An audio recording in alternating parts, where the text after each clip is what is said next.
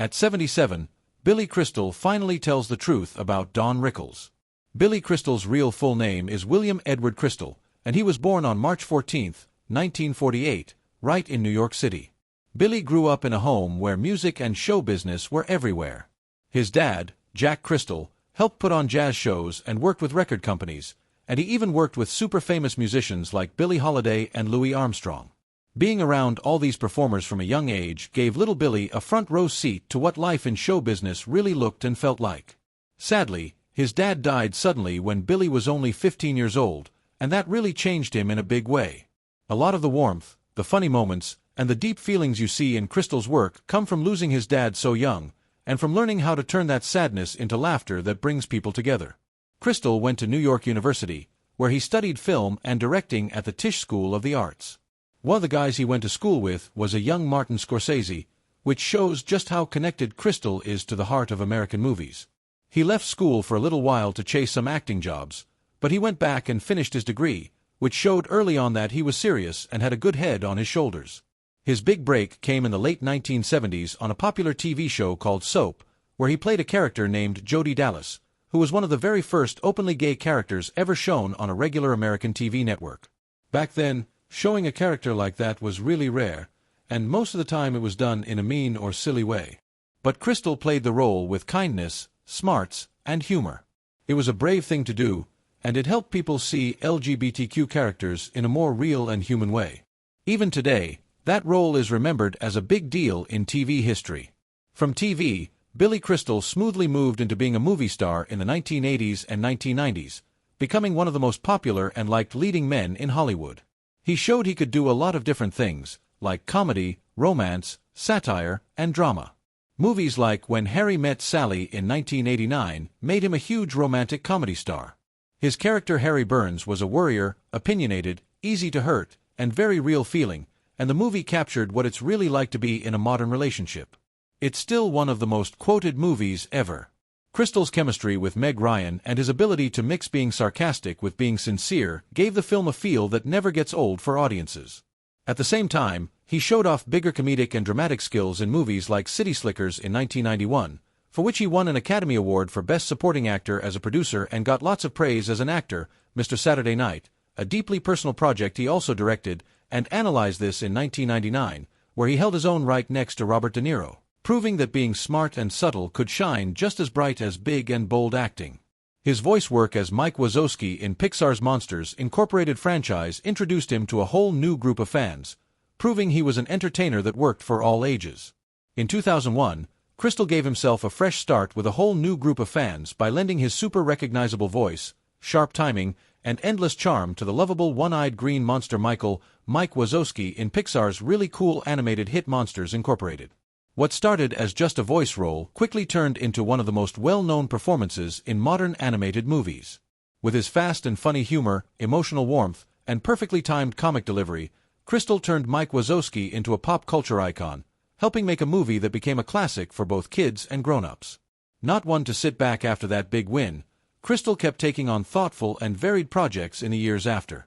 He went back to live-action storytelling with an indie drama in 2018 that showed a more quiet and reflective side of his acting. The movie let him step away from big laughs and lean into being vulnerable and emotionally real, reminding audiences just how much range and depth he has as a performer. He followed that up with Standing Up, Falling Down, which came out on April 25, 2019, where he gave a quietly powerful performance that mixed humor, regret, and hard-earned wisdom. The role was widely praised for feeling real and honest, proving again that Crystal can balance being funny with being genuinely human. His lasting connection to the Monsters Incorporated universe stayed strong too. Crystal came back to voice his beloved character Mike Wazowski in the animated web TV series Monsters at Work, a continuation of the story set in the familiar but always growing world of Monstropolis. Set to come out in 2020, the series was going to expand the franchise while bringing fans back together with a character that had become totally linked to Crystal's voice and comedic spirit. Through all these projects, Crystal showed not only that he could last a really long time in the entertainment business, but also that he has a rare ability to grow with the times, taking on new formats, new audiences, and new creative challenges while staying true to the talent that made him a star to begin with. Beyond acting, Billy Crystal has also made a name for himself as a writer, director, producer, and author. His books, which include memoirs and funny looks at getting older, family, and being creative, show a thoughtful and reflective man hiding beneath all the jokes. Works like 700 Sundays, inspired by the number of Sundays he got to spend with his dad, show Crystal's gift for mixing comedy with deep emotional honesty. The stage version of 700 Sundays became a hit on Broadway that critics loved, earning him a Tony Award and standing as one of the most personal and moving one-man shows ever put on a stage. Maybe no role has shaped how the public sees Billy Crystal more than his job as host of the Academy Awards. Hosting the Oscars 9 times, he became the gold standard for how to do the job, easy and natural, fully prepared, respectful of the tradition, while not being afraid to gently poke fun at it. His opening speeches, musical numbers, and quick thinking turned what could have been a stiff and boring ceremony into a real celebration of movies. For a lot of people, Billy Crystal is the face and voice of the Oscars during their most loved era. On June 4, 1970, Billy Crystal started one of the most lasting and quietly inspiring love stories in Hollywood when he married his high school sweetheart, Janice Goldfinger. At a time when celebrity marriages often seemed short-lived, theirs became a powerful example of commitment, friendship, and real love. Crystal has often talked with deep feeling about his parents, remembering how they always looked like they loved being together, a simple but powerful example that shaped how he thought about marriage himself. That model of respect and joy would go on to define his life with Janice for more than 5 decades. Together, Billy and Janice built not just a marriage, but a close family that stayed far away from Hollywood drama. They raised 2 daughters, Jennifer and Lindsay, encouraging them to follow their own creative paths, with Jennifer finding success as an actress and Lindsay building a career behind the scenes as a producer. As the years went by, their family grew to include grandchildren, adding yet another generation to a home long defined by warmth, loyalty, and shared values. For many years, the Crystals lived in the Pacific Palisades neighborhood of Los Angeles, a place that matched their desire for stability and a normal life despite Billy Crystal's enormous fame. That sense of permanence was shaken in January 2025 when the terrible Palisades fire burned their home to the ground. Yet even in the face of that kind of loss, their story stayed one of resilience, a couple who had gotten through life's ups and downs together, leaning on the same love and partnership that started when they were teenagers. Through good times and hard times alike, Billy and Janice Crystal's marriage stands as a rare Hollywood love story defined not by drama, but by endurance. At 77, Billy Crystal has reached a point in life where looking back, feeling grateful, and being honest all blend into something deeper than just comedy. Thinking back over his decades in show business, Crystal has often talked warmly about the legends who helped shape him. But few relationships were as complicated, as influential, or as misunderstood as his bond with Don Rickles. Long known to the public as the merciless merchant of venom, Rickles was famous for his savage put-downs and fearless attitude. Yet, according to Crystal, that public image barely scratched the surface. People thought Don was cruel, that he just loved tearing people apart, Crystal once reflected. But that wasn't the truth. The truth is, Don Rickles was one of the most loving, loyal, and protective people I've ever known. For Crystal, Rickles wasn't simply a comedy icon. He was a mentor, a test, and ultimately a friend who taught him how to survive and thrive in a tough industry. Crystal first came across Rickles when he was a young comedian still figuring things out. At the time, Rickles already owned every room he walked into, fearlessly roasting celebrities, mobsters, and presidents alike. The first time Don went after me, I was terrified, Crystal admitted. I thought, oh my God, he hates me. But then I realized if he ignored you, that's when you were in trouble. To Rickles, making fun of someone was actually a way of including them, a weird but sincere sign of respect. Over the years, Crystal came to understand that Rickles's jokes were never random. Don studied you, he said. He knew your insecurities, but he also knew your strengths. He'd hit you hard, but never where it would truly hurt.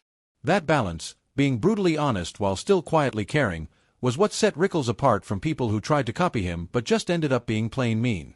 Behind the scenes, Rickles was very different from who he was on stage. Crystal remembers moments away from the spotlight that showed Rickles's softer side. He'd call me after a bad review or a tough night and say, "Kid, forget them. You were great." That meant everything coming from him. In private, Rickles was generous with compliments and fiercely loyal to the people he saw as family. As both men got older, their friendship grew deeper. Crystal watched Rickles struggle with the physical limits that come with old age, something that hit hard for a man who once lit up every room he entered. Seeing Don slow down was heartbreaking, Crystal said. Comedy was his oxygen. When that started to fade, you could see the pain. Yet even then, Rickles's spirit never fully went away. He'd still look at me and fire off an insult, and I'd think, there you are. That's Don. When Rickles passed away in 2017, Crystal felt the loss as both deeply personal and as the end of something historic. We didn't just lose a comedian, he said quietly. We lost a one-of-a-kind human being. Crystal has since talked openly about how Rickles changed him, not just as a performer, but as a person. Don taught me that comedy is truth, he explained. Even when it's loud, even when it's abrasive, it has to come from something real. Now, at 77, Crystal no longer feels the need to soften that truth for people. Don Rickles loved people, he said simply. He loved them so much that he trusted them enough to tear them apart and knew they'd still be standing when the laughter stopped. In Crystal's eyes, that was Rickles's greatest gift, the ability to use humor not as a weapon, but as a bridge. Looking back, Crystal sees their relationship as one of the greatest privileges of his life. I miss him every day, he admitted. And every time I walk on stage, there's a little voice in my head saying, make it count, kid. That's Don. That will always be Don. In 2023, Crystal reached a moment of rare and well-deserved recognition when he was honored with the prestigious Kennedy Center Honors, a celebration saved for artists whose influence has helped shape American culture itself. The evening felt less like a formal ceremony and more like a heartfelt love letter. As Hollywood's most respected voices lined up to pay tribute to a career that has brought laughter, warmth, and humanity to generations of fans, Rob Reiner, Meg Ryan, Whoopi Goldberg, Robert De Niro, Jay Leno, and Bob Costas each took the stage, sharing personal stories that mixed admiration with affection, remembering not just Crystal's brilliance as a performer, but his generosity, intelligence, and unwavering professionalism behind the scenes.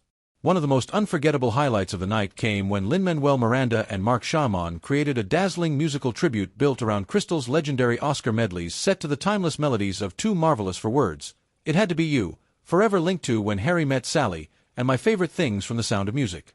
The performance celebrated Crystal's one-of-a-kind ability to connect comedy, music, and storytelling with effortless charm. The medley was both nostalgic and electric, reminding viewers how Crystal turned the Academy Awards into must-see TV and completely changed what it meant to be a host.